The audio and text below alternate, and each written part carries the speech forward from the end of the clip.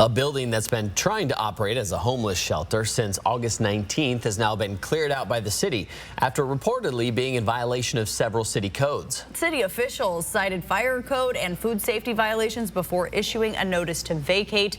This building is on 2nd and Monroe, and it housed 72 homeless people before being vacated. KXLY's Jordan Smith caught up with the pastor who owned the building. He joins us now with more.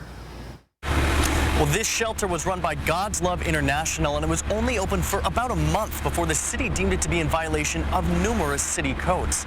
They were asked to vacate the property Thursday afternoon, sending over 70 people without homes back onto the streets.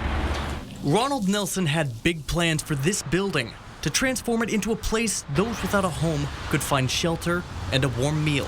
So we opened the door in good faith, knowing that what we're doing was the right thing. But the city of Spokane never approved this as a homeless shelter, paying him a visit shortly after they opened their doors. When they did that walkthrough prior to the meeting, they said we didn't have any fire alarms. We had a person downstairs, and that person was in an area that didn't have 2 egresses, so they couldn't be downstairs.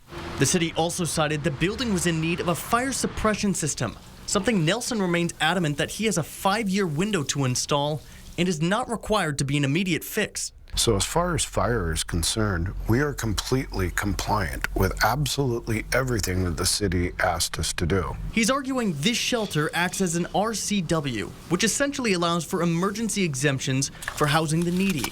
The city, however, says that doesn't apply. The reason being, Nelson was utilizing this building with mixed use, meaning the building wasn't strictly being utilized as a shelter, it was also acting as Nelson's residence, something Nelson has grown frustrated with. It is no different than any of the churches around here that have sleeping quarters for their pastors. Absolutely no different. It's not a single-family residence, it's a place for the pastor to lay his head. On Thursday afternoon, the city issued this notice to vacate until the building is up to code in the eyes of the city. And Nelson tells me he's working with the city to address these violations to get these doors back open as soon as possible. Reporting in Spokane tonight, I'm Jordan Smith, 4 News Now.